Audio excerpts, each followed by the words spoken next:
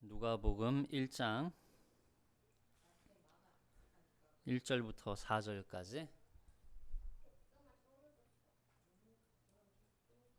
누가복음 1장 1절부터 4절까지 함께 봉독합니다.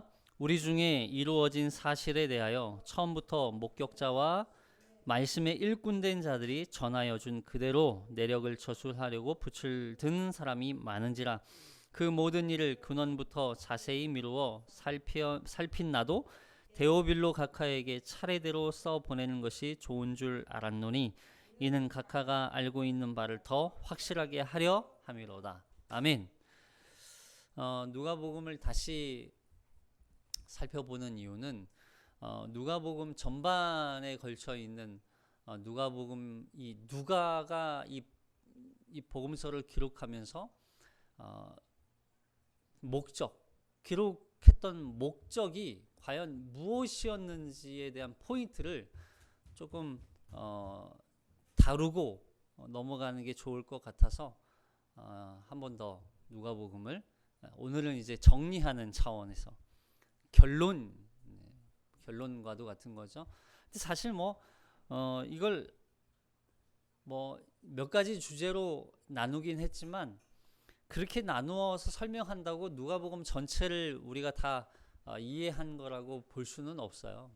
그러나 어쨌든 이 누가가 이 복음서를 기록하면서 정말 이것만큼은 독자가 이걸 깨달았으면 좋겠다, 이걸 알았으면 좋겠다라고 하는 몇 가지 사실을 우리가 좀 정리해서 살펴보고자 합니다. 먼저 누가복음은 복음의 기쁨을 담은 책이에요. 복음의 기쁨. 그래서 누가복음의 이 시작과 누가복음의 끝, 누가복음이 1장부터 24장까지거든요. 우리가 거의 84주? 네, 거의 1년이 넘도록 계속 누가복음을 다뤄왔지만 굉장히 많은 분량이거든요. 그리고 분량도 많지만 이게 누가복음만 기록한 게 아니라 누가가 또 기록한 성경이 뭐죠? 사도행전. 네.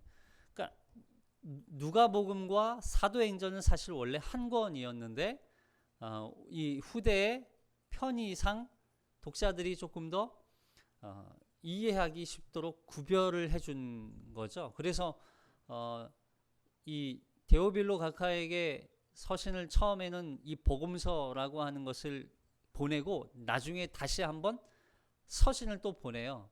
그게 바로 사도행전이 되는 것이죠.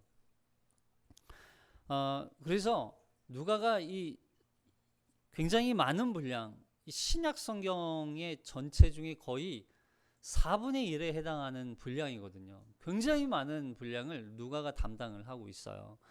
그만큼 누가가 지식적으로, 그리고 그 예수님의 이 활동과 사역, 예수님의 이 생애를 면밀하게 여기서도 그렇게 기록하고 있잖아요. 말씀에 일꾼된 자들이 전하여 준 그대로 내력을 저술하려고 붓을 든 사람이 많은지라 모든 일을 근원부터 자세히 미루어 살펴본 나도라고 그렇게 고백하잖아요. 굉장히 자세하게 예수님의 이 생애에 있었던 사건들을 굉장히 자세하게 다루어서 설명을 해주고 있어요.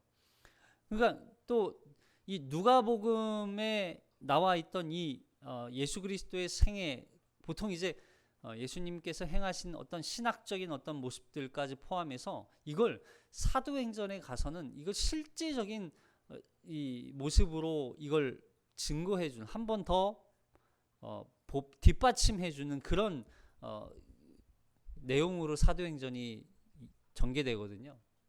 그런 걸 보면 누가가 굉장히 지적으로 탁월한 사람이었고, 물론 이방인이었을 거라고 이제 하죠. 그리고 이 이방인으로서 또 이방인들이 하나님의 복음을 좀 더 쉽게 접하기 위해서 조금 더 쉬운 그런 표현으로 기록을 했을 것이라는 거죠. 어쨌든 누가가 이 책을 기록한 목적은 사실 복음의 기쁨을 이 책을, 이 서신을 읽는 사람들에게 전하여 주기 위해서 이 기록을 한 것이었어요. 그래서 이 1장에서 천사들을 통해서 메시아의 탄생의 기쁜 소식이 전해지잖아요. 그리고 지난주에 살펴본 것처럼 부활하신 예수님, 그리고 승천하시는 예수님을 누가 만나요? 제자들이 보죠. 그 제자들이 예수님께 경배드리고, 그리고 뭘 가지고? 큰 기쁨을 가지고 다시 예루살렘 성전에 돌아가는 모습으로 마무리가 된단 말이에요. 이해되시죠? 보세요. 1장에서 천사들이 나타나서 복음의 큰 기쁜 소식을 전하여 줬어요. 근데 그 기쁜 소식이 마지막 예수님이 십자가에 달려 죽으시고 부활하시고 승천하신 모습을 바라보던, 그걸 직접 목도했던 제자들이 큰 기쁨을 가지고 예루살렘 성전에 모여로 다시 돌아갔다니까요. 그러니까 이 큰 기쁨이 무엇인지가 지금 요 누가복음 안에 담겨 있는 거예요. 이해되셨죠? 그래서 그 기쁨, 복음의 그 기쁨을 누리는 사람들, 그걸 깨닫고, 가장 기쁨이라는, 큰 기쁨이라는 걸 깨닫고 예수 그리스도를 믿고 영접하고 받아들이고 그 예수 그리스도를 소유한 사람들이 누리는 기쁨이 이제는 사도행전으로 이어져서 그 기쁨의 인생이 어떻게 전개되어지는지가 나타나는 거예요. 큰 맥락으로. 그리고 그 기쁜 소식이 성전에서 제사장으로 있었던 세례 요한의 아버지인 누구래요? 사가랴에게 임했잖아요. 마지막에 이 기쁜 소식을 가지고 다시 제자들이 어디로 가요? 성전으로 가요. 그가 무슨 얘기냐면, 누가복음의 이 복음의 기쁨을 소유한 사람들이 그리스도인들이죠. 그리스도인들이 그 기쁨을 그리스도의 몸된 교회로서 이제는 그 기쁨을 소유한 자가 하나님을 예배하고 그 예배와 또 감격과 그 영광을 찬양할 때, 그 찬양이 이제는 이때 이 당시에는 성전이라고 하는 어떤 장소적인 개념이었다면, 이제는 예수 그리스도를 믿고 영접한 사람들이 이제 그 큰 기쁨을 얻은 자로서 성전이 되어서 살아가는 거예요. 성전이 되어서.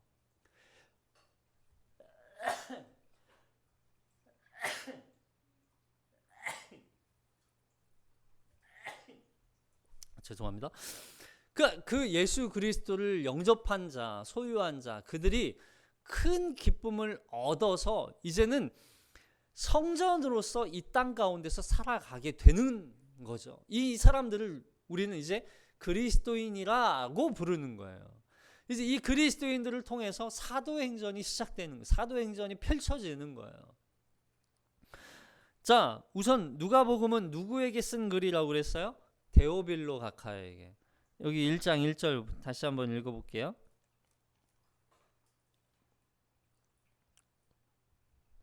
시작. 우리 중에 이루어진 사실에 대하여 처음부터 목격자와 말씀에 일꾼된 자들이 전하여준 그대로 내력을 저술하려고 붓을 든 사람이 많은지라. 그 모든 일을 근원부터 자세히 미루어 살핀 나도 데오빌로 각하에게 차례대로 써 보내는 것이 좋은 줄 알았노니 이는 각하가 알고 있는 바를 더 확실하게 하려 함이로다. 여기 우리 중에 이루어진 사실이라고 하잖아요. 우리 중에 이루어진 사실을 지금 누구에게? 데오빌로 각하에게 차례대로 써보낸, 차례대로 먼저 보낸 서신이 누가복음서고 그 다음에 보낸 서신이 바로 사도행전이 되는 거예요. 근데 이렇게 이루어진 지금 누가복음서에서 나타난 1장부터 24장까지 기록된 이 글들이 다 뭐래요? 사실이었다는 거예요. 사실. 거짓이거나 어떤 만들어진 이야기, 전승이 아니라 이거는 사실이라는 거예요. 사실. 예수님의 탄생과 공생애와 고난과 십자가와 부활, 그리고 승천이라는 이 모든 일들이 다 사실이라는 거예요. 그리고 그 사실을 직접 목격한 누가? 사람들, 그걸 다 목격한 사람들이 지금 질비에 있다는 거예요. 여기 보세요. 처음부터 목격자와 말씀에 일꾼된 자들이 전하여 준 이 사람들이 얼마나 많은 거예요. 이 사람들이 지금 그걸 다 전해주고 있어요. 많은 사람들에게 이걸 서신으로 편지로 또는 어떤 복음을 전하는 용도로 기록해서 이걸 다 복음을 전하고 있는 거예요. 그런 사람들 중에 한 사람이 바로 누가였던 거죠. 누가. 그리고 여기 데오빌로는 어느 정도 알고 있었던 사람이었어요. 이 예수 그리스도에 대한 이야기를 어느 정도는 알고 있었어요. 근데 각하가 알고 있는 바를 더 어떻게 한다고요? 확실하게 하려 함이라. 확실하게. 그러니까 이걸 우리는요, 그래서 이 복음서를, 이 누가복음서를 읽으면 우리가 뭘 알아야 돼요? 내가 알고 있는 복음이 확실한 걸 확인하는 거예요. 확실하다는 걸. 내가 뭘 믿고 뭘 지금 어떤 걸, 누구를 어떻게 믿고 있는지를 확실하게 알아야 되는 거예요. 이 복음서를 읽으면. 그래서 제가 우리 말씀을 지난 시간에도 말씀드렸지만 이 서신, 그리고 이 모세의 글과 선지자의 글, 모세의 글과 선지자의 글을 통해서 알 수 있는 건 누구에 대한 이야기라고요? 그리스도에 대한 이야기였어요. 그리스도에 대한 이야기를 자세하게 이들이 이 성경을 읽으면 읽을수록 그걸 깨닫는 거예요. 그리스도가 누구이신지, 어떤 분이 우리를 구원하시는 분이신지, 예수님은 어떻게 우리를 구원하셨는지 이걸 다 알게 되는 거예요. 그래서 그 글을 통하여서 우리가 회개에 이르는 죄사함에 이르는 회개를 하게 하는 거죠. 죄사함을 받게 하는 회개, 그 회개를 통해서 정말 진정한 믿음, 내가 믿음의 사람으로, 그리스도를 믿는 사람으로 내가 변화되는 거예요. 그래서 내가 믿는 게 확실하게 돼야 돼요. 확실하게. 희미하게 적당히 그래 그냥 뭐 좋은 게 좋은 거라고 교회 그냥 열심히 다니기만 하면 되고 예배만 드리면 되고 뭐 헌금만 하면 되고 뭐 봉사만 하면 되고 그런 게 아니라니까요. 뭘 알아야 돼요? 내가 알고 있는 복음이 확실한가? 그래서 우리는요, 복음이 확실해지면 거기에 목숨 걸 수 있는 거예요. 거기에 내 전부를 걸 수 있는 거예요. 내가 확실한 그 복음으로 말미암아 하나님께 내 삶을 다 드릴 수 있는 거예요. 헌신할 수 있는 거예요. 우리가 그리스도인으로 정말 내가 헌신하지 못하는 이유가 뭐예요? 이거 내가 믿는 게 진짜인가? 진짜 맞나? 여기서부터 오는 걱정 아니에요? 의심 아니에요? 이 의심으로부터 시작되니까 내가 정말 내 모든 걸 다 걸지 못하는 거예요. 내가 정말 예수님을 나의 전부를 걸어서 믿지 못하는 거예요. 하나님을 사랑하라는 그 사랑을 전부를 사랑하지 못하는 거예요. 내가 믿는 게 확실하지 않으니까. 근데 이 글을 통해서 우리는 내가 믿는 게 확실해져야 돼요. 아, 예수가 누구야?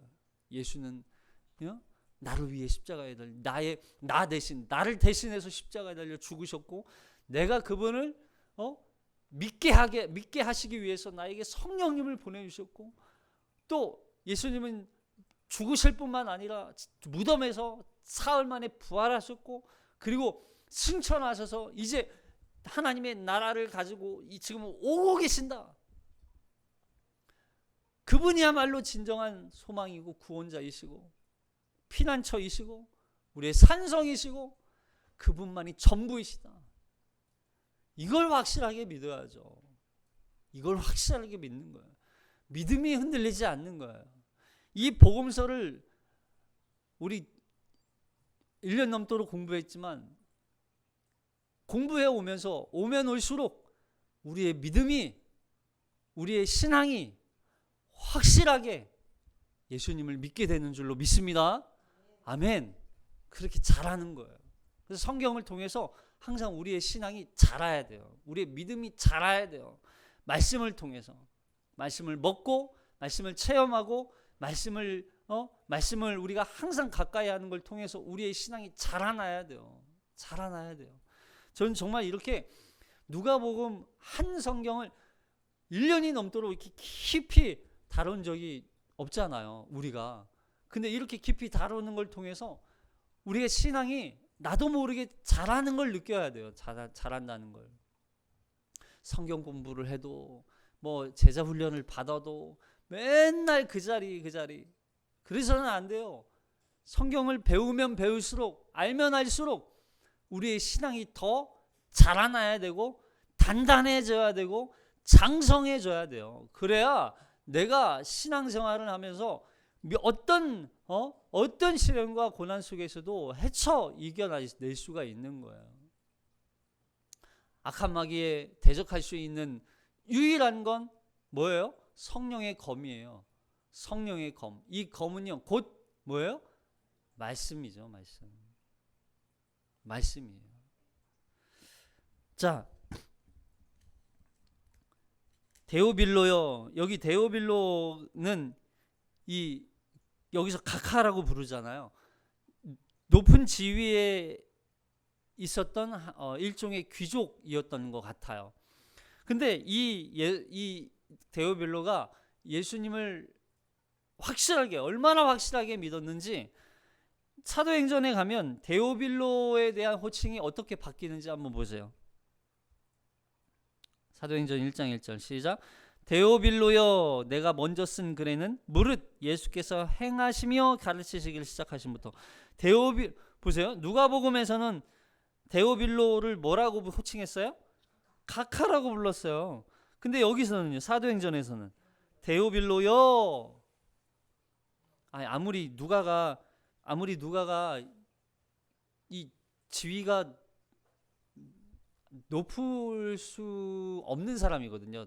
의사긴 하지만 이 누가는 이방인 중에 한 사람으로 알고 있기 때문에 지위가 높아도 이 데오빌로를 향하여서 각하라고 부르는 이 신분이 그렇게 완전히 높아질 수는 없어요. 근데 데오빌로를 향하여서 데오빌로여 라고 말하는 건 굉장히 파격적인 거죠. 어떻게 가능했을까요? 데오빌로가 결국에는 이 복음, 누가가 쓴 이 서신을 읽고 진짜 예수를 만나겠죠. 그리고 그 예수 그리스도를 믿음으로 말미암아 이제 제자 공동체 안에 함께 한 공동체로 이제 일원이 되는 거예요, 결국. 그래서 이제는 데오빌로를 향하여서 각하라는 호칭을 쓰지 않을 만큼 굉장히 주 안에서 친근해진 관계라는 것을 우리가 알 수 있는 거죠. 자, 누가복음을 통해서 우리가 이걸 알 수 있었어요, 첫 번째로. 그렇다면 두 번째로는 뭘 알 수 있냐?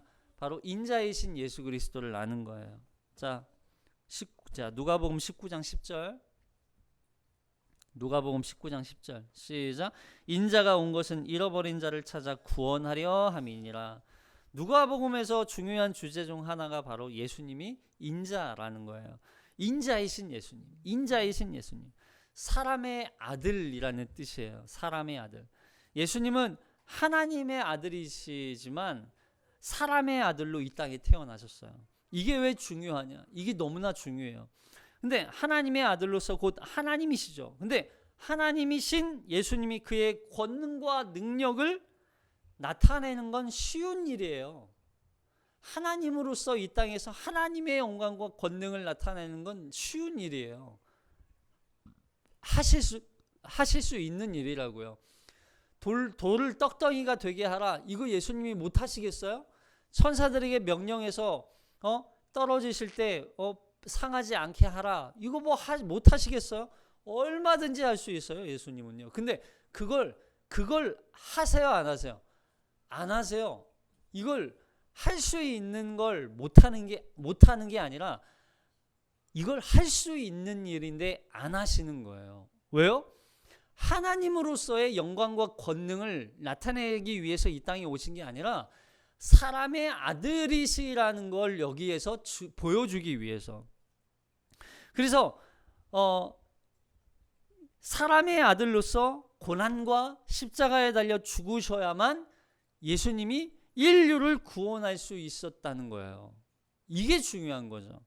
사람의 죄는요, 우리의 죄는, 사람의 죄는 우리를 대신할 수 있는 무언가가 있어야 돼요. 원래는 구약에서는 사람의 죄를 대신해서 우리를 대신해서 짐승을 잡았잖아요. 근데 신약 시대에는 그 짐승 대신 누가 우리의 제물이 되어주는 거예요? 예수님이 되어주시는 거예요. 그래서 사람의 죄는 사람에 의해서 그 죄값을 반드시 지불해야 돼요. 그래서 사람의 죄를 담당하기 위해서 인자로서 하나님의 진노를 다 짊어진 채로 십자가에 달려 죽으신 거예요. 그래서 세례 요한이 이 자신에게 세례를 받기 위해서 나오시는 이 예수님을 향해서 뭐라고 고백해요? 세상 죄를 지고 가는 하나님의 어린 양이로다 고백하잖아요. 자, 요한복음 1장 29절 시작. 이튿날 요한이 예수께서 자기에게 나아오심을 보고 이르되 보라 세상 죄를 지고 가는 하나님의 어린 양이로다, 이렇게 고백하는 거예요. 하나님의 어린 양이란 얘기는 하나님께서 이 땅에 보내신 아주 겸손하고 아주 낮은 자로 이 땅에 오신 예수님이 그런 비참한 그런 의미가 아니라 어린 양은요 제물이라는 거예요. 제물. 하나님께서 이 인류를 구원하기 위해서, 사람을 구원하기 위해서 세상의 모든 죄를 이 어린 양인 이 예수에게 다 뒤집어 씌우기 위해서 보낸 양이란, 어린 양이란 뜻이에요, 이게. 그래서 예수님은 사람의 아들, 인자로 오신 분이라는 걸 강조하기 위해서 예수님이 주로 가장 어떤 사람들하고 항상 어울리세요? 낮은 자, 연약한 자들과 함께 어울리시죠.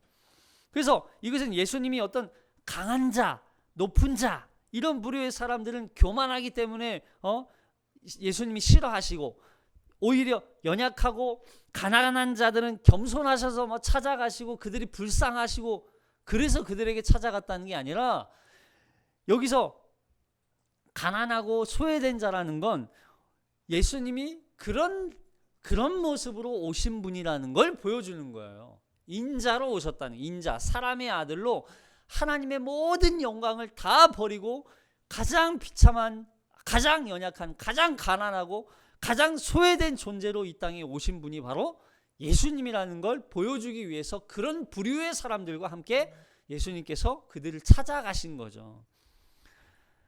그래서 다른 복음서에 비해서 이 누가복음에 가장 여인들이 많이 등장해요. 여인들은요 당시 가장 가난한 사람들, 가장 연약한 사람들, 가장 비참한 존재들, 특히 과부들. 그래서 예수님은 이 히브리서에서 이런 사람들을 어떻게 이해할 수 있어요? 예수님이 하나님이신데 그분이 어떻게 우리의 마음을 이해할 수 있어요? 예수님이 그 하나님의 영광을 다 버리고 이 땅에서 인간이 가질 수 있는, 인간이 느낄 수 있는, 인간만 체험할 수 있는 그 비참함을 예수님이 다 이 땅에서 겪으시는 거죠. 그래서 이걸 공감이라고 하잖아요. 이걸 성경에서는 원래 체휼이라는 단어를 썼어요. 체휼. 여기 보세요. 히브리서 4장 15절. 이거 개역개정 성경이고 개역 한글 버전에서는 이게 체휼이라는 단어를 썼어요. 자, 히브리서 4장 15절 시작. 우리에게 있는 대제사장은 우리의 연약함을 동정하지 못하실 리가 아니요 모든 일에 우리와 똑같이 시험을 받으신 이로되 죄는 없으시니라. 여기 우리의 연약함을 동정하지 아니에요. 동정하다라고, 이 동정이라는 단어가 원래 체휼이었어요. 체휼. 그래서 원래는 체휼이라는 의미가 조금 더 그 원 의미적으로 좀 더 가까워요. 체휼이란 뭐예요? 우리의 아픔과 슬픔을 함께하고 우리의 깊은 연민으로 불쌍히 여긴다는 거예요. 우리가 동정이라고 표현하잖아요. 동정은 사실 여기서 이제 동정이라는 말은 조금 의미적으로 더 원래의 의미를 좀 표현하기는 좀 아쉬워요. 왜냐하면 동정은 뭐만 느낄 수 있어요? 그냥 마음만 저 불쌍하다. 우리 최근에 또 그 새 모녀 사건이 또 이렇게 자살 사건이 있었어요. 참 여러분, 사회적으로 이런 사건이 너무 많이 나타나고 있고, 또 최근에 이슈가 된, 물론 이제 전에도 계속 이슈가 되긴 했지만 뭐 그렇게 수면 위로 많이 올라오진 않았었던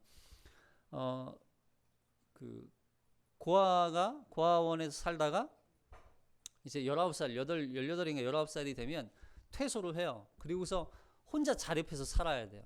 근데 그 자립해서 사는 인생이 너무 힘들고 어려우니까, 물론 이제 나라에서 복지 혜택이 좀 있긴 있어요. 근데 그렇다고 해서 이 보호 아래에 있다가, 고아원이라고 하는 그 시설 안에서 보호 아래에 있다가 그냥 아무 준비 없이 세상에 나왔다가 그 세상 앞에 결국 쓰러지고 결국에는 또 자살을 하게 되는 그런 우리 사회적인 이런 문제들을 봐요. 그럼 이걸 우리도 동정할 수 있어요. 어떻게 저럴 수 있을까? 너무 안타깝다. 너무나 속상하다. 너무 마음 아프다. 할 수는 있어요. 근데 그 사람의 상황과 환경을 우리는 다 이해 못해요. 다 이해 못해요. 근데 우리 주님은 그걸 아신다는 거예요. 이게 체휼이에요. 그래서 우리가 겪는 모든 고통과 아픔과 슬픔과 기쁨과 모든 그런 것을 인격적으로 예수님이 다 우리를 우리를 다 아시는 거예요. 여러분, 예수님은요 심지어 죽음의 고통도 알고 아셨어요. 왜냐하면 원래 사도신경 고백할 때 초기에는 이런 내용은 없었지만 나중에 이제 이런 음부에 내려가셨다라고 하는 고백이 사도신경에 들어오거든요. 물론 이제 로마 카톨릭의 어떤 그런 영향도 있었지만 신앙 고백, 우리 사도신경 신앙 고백할 때 이런 고백을 했었단 말이에요. 십자가에 달려 죽으시고 죽으신 지 사흘 동안 음부에 내려가사 그러니까 십자가에 못 박혀 죽으시고 음부에 내려가사 이 음부에 내려가셨다는 이런 고백들이 사도신경에 포함되어 있었거든요. 물론 지금은 우리가 이게 그 한글로 사도신경을 번역하면서 이 문장을 뺀 뭐 여러 가지 이유도 있어요. 다음에 혹시 기회 되면 이것도 설명을 드릴게요. 여러 가지 이유가 있어요. 이거에 대한 여러 가지 오해의 소지들 때문에. 어쨌든 근데 그렇게 예수님이 빌립보서에 보면은 음부에 내려갔다는 성경 본문이 있거든요. 근데 어쨌든 그렇게 음부에 내려가셨다는 게 무슨 의미예요? 거기 가서 뭐 음부에 있는 지금 이미 지옥에 가 있는 하나님의 심판 아래 놓여 있는 저들에게도 복음을 전해서 너희가 나를 믿으면 너희 그 음부에서도 너희가 구원받을 수 있다, 이런 얘기를 하기 위해서 거기 가셨다는 게 아니라, 이건 그들에게 거기 음부에서의 이 고통, 음부에서 느낄 수 있는 하나님과 완전히 단절되어져서 하나님 없는 그 영원한 고통을 거기에서 체험하시게 되는 거예요. 거기서 알게 되는 거예요. 비로소. 그러니까 우리에게 이 인간의 사람이 느낄 수 있는 모든 고통들을 예수님이 다 체험을 하시는 거죠. 그래서 그걸 다 결국에는 우리가 느낄 수 있는 말할 수 없는 두려움과 아픔과 공포와 지옥의 고통을 친히 당하심으로써 우리의 모든 고통과 함께 아파하고 함께 고통을 느끼신 거예요. 이게 체휼이란 말이에요. 그래서 이게 바로 성육신이죠. 성육신. 말씀이신 그 예수님이 인간으로 이 땅에 오셔서, 인카네이션이라는 단어인데, 성육신 하셔서 이 땅에 오셔서 결국 우리 인간이 가질 수 있는 모든 고통의 한계를 다 예수님이 당하시고 다 겪으시고, 그리고 그 고통으로부터 인간을 구원하시는 그 구원의 역사를 완성하시는 거죠, 결국에는. 그래서 예수님이 탄생하실 때 가장 낮고 천한 곳인 마구간에서 태어나시잖아요. 여러분, 마구간은 겸손의 상징이 아니에요. 마구간은 비참함의 상징이에요. 비참함의 상징. 그런데 뜻밖에도 태어나신 그 지역이 뭐예요? 어디였어요? 베들레헴이었잖아요. 여러분, 베들레헴은 베트하고 레헴이라는 단어가 합쳐진 단어예요. 베트는 뭐예요? 집이라는 거예요. 레헴은요, 떡이에요. 떡집이라는 거예요. 떡집. 하늘의 영광을 버리고 가장 비참하고 낮은 이 땅에 태어나셔서 예수님이 자기가 이제는 생명의 떡으로서 이 땅에 와서 생명을, 자기 몸을 찢어 생명을 나눠주기 위해서, 그래서 영혼을 구원하기 위해서, 우리의 생명을 주시기 위해서 이 땅에 오셨다는 걸 상징적으로 보여주는 거죠. 그래서 예수님은 나는 생명의 떡이라 이런 말씀을 하시잖아요. 제자들에게 그렇게 성만찬을 가르치실 때도 그 그림을 아주 생생하게 보여주시잖아요. 여러분, 성만찬을 예수님이 떡으로 왔다는 걸 보여주면서 베들레헴에서 태어나신 예수님으로 연결되는 거죠. 그래서 누가복음에서 예수님은 소위 소외된 사람들, 가장 연약한 사람들, 왜냐하면 인자로 오셨기 때문에, 사람의 아들로 오셨기 때문에 그걸 상징적으로 보여주기 위해서 가장 낮은 자리에 있던 이들에게 예수님이 찾아가시게 되는 것이죠. 자, 그리고 세 번째는 뭐냐면 예수님은 항상 언약의 성취자로 증거해 주고 있어요. 누가의 표현이에요. 누가가. 그러니까 다른 복음서도 마찬가지지만 누가는 예수님을 이 구약에 있었던 하나님의 이 구약 시대의 말씀, 이 구약 말씀, 특별히 모세오경, 창세기, 출애굽기, 레위기, 민수기, 신명기, 우리가 다음 주부터 이제 신명기를 다룰 텐데, 신명기가 사실 이 신약 성경에서 신명기 내용을 가장 많이 인용하거든요. 그러니까 그만큼 신명기가 굉장히 중요한 이 율법서 중에 하나이지만, 율법서 같은 역할을 하지만, 그럼에도 불구하고 이 율법서가 하나의 이 이스라엘의 정체성을 드러낼 수 있는 하나의 신학이 되거든요. 그래서 신명기와도 같은, 신명기에 나와 있는 이 말씀들을 통해서 이 예수님이 이 말씀을 이제는 그때 선포된 말씀이 예수님으로 말미암아 성취되는 것으로 연결이 돼요. 그래서 족보에서도, 마태복음에서도 족보가 나오고 이 누가복음에서도 족보가 나오잖아요. 근데 마태복음의 족보는 위에서부터 아래로 내려오는 족보예요. 아브라함 때부터 아브라함의 이삭 아들 쭉쭉쭉 내려오다가 결국 요셉 예수 이렇게 나오고, 누가복음의 족보는 어떻게 연결돼요? 아래로서부터 위로 올라가요. 그리고 이게 유대인의 혈통, 다윗의 혈통, 그리고 아브라함의 혈통, 이게 연결되는 게 아니라, 물론 그런 의미도 좀 있긴 하지만, 이게 어디까지 연결되냐면 예수, 요셉 올라가고 해서 결국 하나님까지 올라가요. 아담 그리고 하나님까지. 무슨 얘기냐면 이 예수님의 탄생은, 예수님의 이 땅에 오심은 하나님의 약속이었다는 걸 보여주는 거예요. 할렐루야. 이게 중요한 거예요. 예수님이 이 땅에 탄생은 우연히 그냥 혈통적으로 어쩌다 보니까 예수님이 탄생한 그런 게 아니라, 하나님의 약속이 예수님으로 이 땅에 태어나시게 된 거예요. 하나님의 약속의 오심이에요. 하나님의 약속의 성취가 곧 예수 그리스도라는 거예요. 그래서 예수님은 이 땅에 오셔서 어린 양으로 이 땅에 오셨지만, 그럼에도 불구하고 예수님은 이 땅에 하나님께서 예언하셨던 그 모든 말씀을 다 이루시고 완성하시고 성취하시는 거예요. 여러분, 여기 누가복음 1장 70절, 이 사가랴의 노래거든요. 사가랴가 성전에서 이 말 못할 때, 그리고 이 선사를 통해서 말 못하는 게 터지면서 사가랴가 이렇게 노래를 고백하는 거야. 70절 시작. 이것은 주께서 예로부터 거룩한 선지자의 입으로 말씀하신 바와 같이 우리 원수에게서와 우리를 미워하는 모든 자의 손에서 구원하시는 일이라. 우리 조상을 긍휼히 여기시며 그 거룩한 언약을 기억하셨으니 곧 우리 조상 아브라함에게 하신 맹세라. 우리가 원수의 손에서 건지심을 받고 종신토록 주의 앞에서 성결과 의로 두려움이 없이 섬기게 하리라 하셨도다. 여기 조상을 긍휼히 여기시며 그 거룩한 언약을 기억하죠. 그러니까 예수님은요, 하나님께서 이미 언약을 통해서 예수님을 보내주시겠다고, 그리스도 메시아를 보내주시겠다고 하셨던 그분이 바로 예수님이라는 거예요. 그래서 예수님은 언약을 성취하시는 분으로 여기서 묘사가 되는 거죠. 그리고 예수님은 이 제자들에게 새 언약을 세우시잖아요. 여기 누가복음 22장 20절 시작. 저녁 먹은 후에 잔도 그와 같이 하여 이르시되 이 잔은 내 피로 세우는 새 언약이니 곧 너희를 위하여 붓는 것이라. 뭐예요? 이 잔은 내 피로 세우는 새 언약이니. 떡과 잔을 통해서 새 언약. 그러니까 예수님은 이 땅에 오셔서 하나님의 이 언약을 성취하시는데 그러면 옛 언약이 있잖아요. 옛 언약.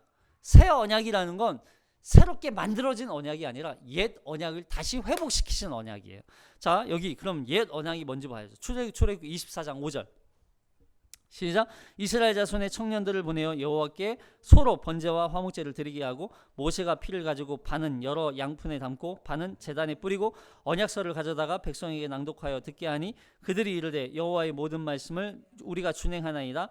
모세가 그 피를 가지고 백성에게 뿌리며 이르되 이는 여호와께서 이 모든 말씀에 대하여 너희와 세우신 언약의 피니라. 모세와 아론과 나답과 아비후와 이스라엘 장로 70인이 올라가서 이스라엘의 하나님을 보니 그 발 아래에는 청옥을 편 듯한 하늘같이 청명하더라. 하나님이 이스라엘 자손들에게 존귀한 자들에게 손을 대지 아니하셨고 그들은 하나님을 뵙고 먹고 마셨더라. 여기 모든 말씀에 대하여 너희와 세우신 언약의 피니라. 이 언약을 세웠던 피가 예수 그리스도의 피였던 거예요. 예수 그리스도의 피. 새로운 언약을 강조하는 거예요. 그래서 예수님은 이 땅에 오셔서 그 이스라엘과 맺었던 그 언약이 결국 이스라엘 백성들이 지키지 않잖아요. 파기되는 것처럼 보이잖아요. 결국에는 뭐 지키지 않아요. 어쨌든. 근데 그 깨어진 언약을, 약속을 원래는 보세요. 원래 언약은 파기한 쪽에서 그걸 다 갚아야 돼요. 그러니까 이스라엘 백성들이 파기했으니까 이스라엘 백성들이 다 그 언약을 파기한 값을 치러야 돼요. 원래는 그래서 죽음이었어요. 아브라함이 그 하나님과 언약할 때 비둘기 쪼개고 소 쪼개고 그 쪼갠 사이로 지나가잖아요. 왜 지나가요? 이게 바로 이 언약을 지키지 않고 파기하면 이런 죽임을 당하게 될 거라는 상징이란 말이에요. 우리의 모든 사지 육신이 하나님의 언약을 지키지 않으면 원래는 다 찢어 죽일 그런 죽임을 당할 만큼 우리는 그런 범죄자들이었단 말이에요. 근데 이걸 지키지 않았어요. 근데 그럼에도 불구하고 하나님은 우리를 죽이지 않으세요. 근데 죄는 우리에게 있어요. 우리에게 형벌을 진노를 내리시기 일보 직전이에요. 근데 그 진노를 누가 다시 세우는 거예요? 예수님이 새 언약을 세워서 그 진노를 막고 계신 거예요. 이게 새 언약이란 말이에요. 그래서 그 새 언약을 과거에는 명령으로 이 돌판에 새겨가지고 문서에다 써가지고 이걸 언약식을 했다면 이제는 그 언약을 어디에다 새기는 거예요? 우리의 마음에 새기는 거예요. 자, 여기 보세요. 히브리서 8장 7절. 히브리서 8장 7절 시작. 첫 언약이 무음하였더라면 둘째 것은 요구할 일이 없어되니와 그들의 잘못을 지적하여 말씀하시되 주께서 이르시되 볼지어다 날이 이르리니 내가 이스라엘 집과 유다 집과 더불어 새 언약을 맺으리라. 이 새 언약을 맺는데 그래서 자 히브리서 8장 9절 시작. 또 주께서 이르시기를 이 언약은 내가 그들의 열조의 손을 잡고 애굽 땅에서 인도하여 내던 날에 그들과 맺은 언약과 같이 아니하도다. 그들은 내 언약 안에 머물러 있지 아니하므로 내가 그들을 돌보지 아니하였노라. 또 주께서 이르시되 그날 후에 내가 이스라엘 집과 맺은 언약은 이것이니 내 법을 그들의 생각에 두고 그들의 마음에 이것을 기록하리라. 나는 그들에게 하나님이 되고 그들은 내게 백성이 되리라. 그 내 법을 어디다 새겨요? 이제는 생각에 두고 그들의 마음에 이것을 기록하는 거예요. 그 전에는 돌판과 문서에 졌다면 지금은 우리의 생각과 우리의 마음에 새기는 거예요. 그래서 우리가 이 언약을 이제는 우리가 보세요. 우리 마음과 생각은요 항상 뭘 지배하냐면 우리 몸을 지배해요. 우리의 몸은 누구의 지배를 받는 거예요? 우리의 마음과 생각의 지배를 받아요. 근데 우리의 마음과 생각은 누구의 지배를 받아요? 성령의 지배를 받는 거예요. 성령의 지배를 받아서 우리는 마음과 생각이 이제는 율법을 지키고자, 하나님의 법을 지키고자 하는 욕구가 우리에게 생긴단 말이에요. 근데 우리의 육신이 어떻게 해요? 계속 타락하고 여전히 범죄하였고 여전히 부패하였기 때문에 우리 육신은 계속 죄를 더 좋아해요. 죄를 짓고 죄를 행하고 죄 생각을 많이 한단 말이에요. 그래서 우리의 육체를 이제는 제어하라. 뭘로? 우리의 마음과 생각에 있는 하나님의 법으로 말미암아 우리 마음을 제어하라는 거예요. 그래서 우리에게 새 언약을 세워주시는 거죠. 근데 이제는 그 새 언약을 통해서 예수 그리스도께 세우신 그 새 언약을 통해서 우리가 법을 지키지 않았는데도 불구하고, 아직 지키지 않았잖아요. 근데 지키지 않았는데도 불구하고 우리를 하나님의 자녀가 되게 하죠. 하나님의 백성이 되게 하시는 거죠. 그래서 우리 주님께서 피 흘리심으로, 피를 쏟으심으로 하나님과 우리의 관계가 이제는 단번에 완전히 영원히 화목해 하셨다는 것을 말씀하는 거예요. 자, 히브리서 7장 27절 시작. 그는 대제사장들이 먼저 자기 죄를 위하고 다음에 백성의 죄를 위하여 날마다 제사 드리는 것과 같이 할 필요가 없으니 이는 그가 단번에 자기를 드려 이루셨습니다. 단번에 드리심으로 말미암아 이제는 완전히 이루셨다는 거예요. 이게 새 언약을 세우시는, 새 언약을 완성하시는 거죠. 깨어져 버렸던 그 옛 언약을 다시 새 언약으로 세우셔서 하나님의 구원을 완성하신 분이 바로 예수님. 그리고 마지막, 예수님은 항상 위로자로 등장하세요. 여러분, 우리에게 가장 큰 위로가 뭐예요? 우리에게 가장 큰 위로는 예수 그리스도 한 분이신 줄로 믿습니다. 아멘. 자, 여기 누가복음 2장 25절 시작. 예루살렘에 시므온이라 하는 사람이 있으니 이 사람은 의롭고 경건하여 이스라엘의 위로를 기다리는 자라. 성령이 그 위에 계시더라. 그리고 한 사람이 또 있어요. 36절 시작. 또 아셀 지파 바누엘의 딸 안나라 하는 선지자가 있어 나이가 매우 많았더라. 그가 결혼한 후 7해 동안 남편과 함께 살다가 과부가 되고 84세가 되었더라. 이 사람이 성전을 떠나지 아니하고 주야로 금식하며 기도함으로 섬기더니 마침 이때에 나와서 하나님께 감사하고 예루살렘의 속량을 바라보는 모든 사람에게 그에 대하여 말하니라. 아멘. 여기 시므온과 안나는요, 뭘 기다리는 사람이었어요? 하나님의 위로를 기다렸던 사람이에요. 왜 하나님의 위로를 기다렸을까요?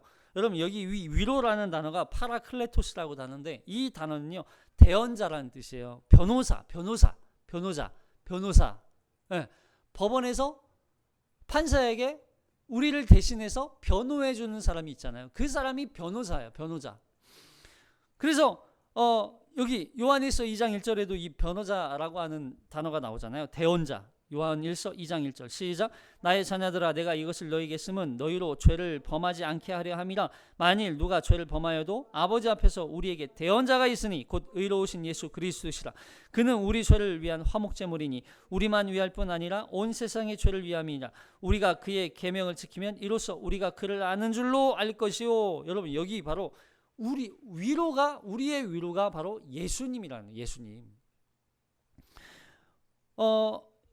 여기서 위로라고 하는 단어는 단순히 그냥 우리의 문제를 해결해주는, 우리가 당면한 과제를 해결해주는 그런 문제, 위로가 아니라 아주 근본적인 문제를 얘기하는 거예요.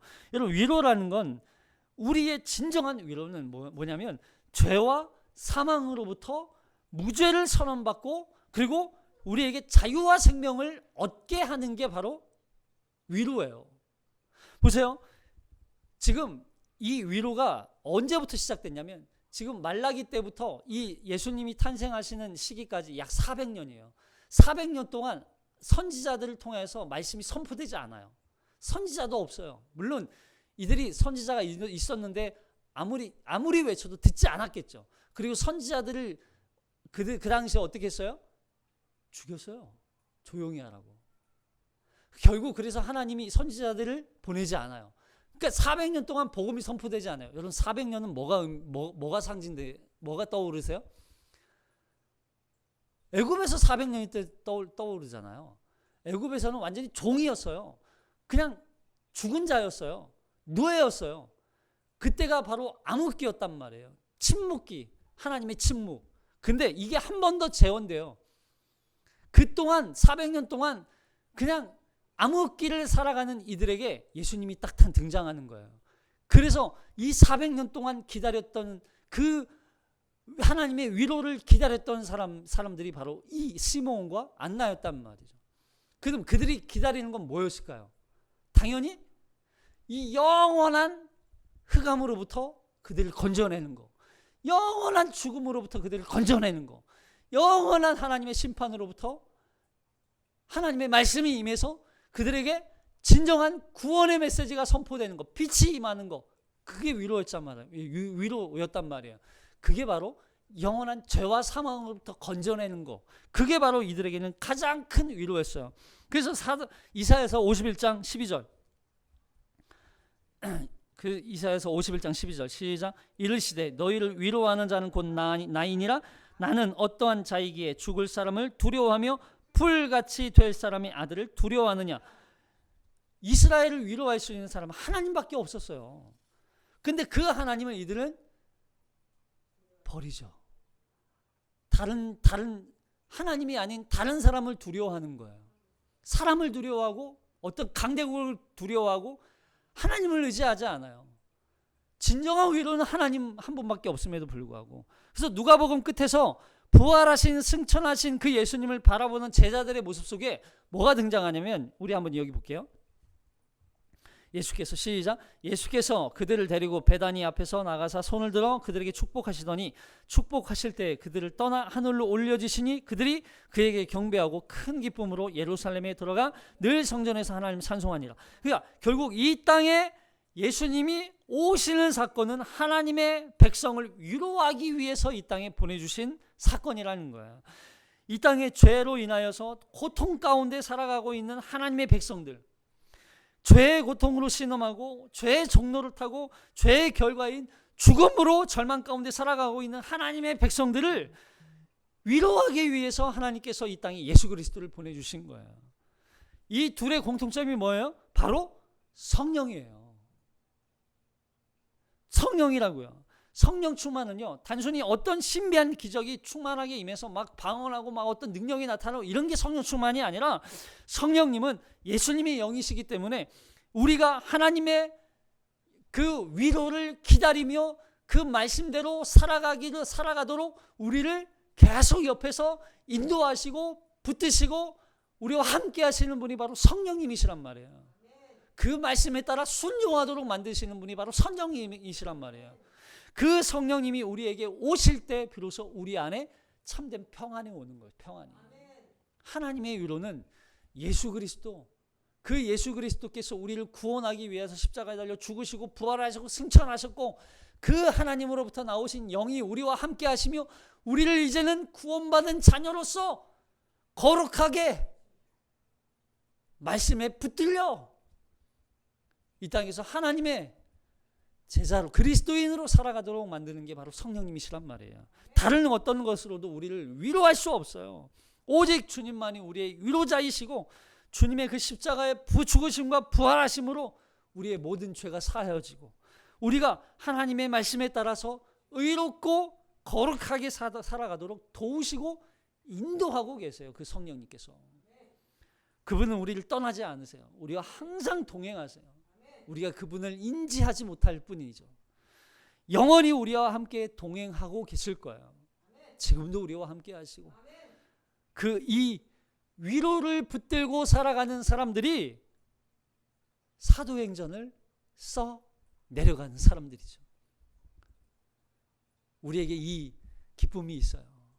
복음의 기쁨이 우리의 마음을, 우리의 생각을 이제는 충만하게 우리를 사로잡아서 이 기쁨 가운데 참된 하나님의 제자로 그리스도인의 삶을 넉넉하게 이기며 복음의 영광을 위하여서 다른 박질하며 달아가는 우리 모두가 되시길 주님의 이름으로 축복합니다. 기도하겠습니다.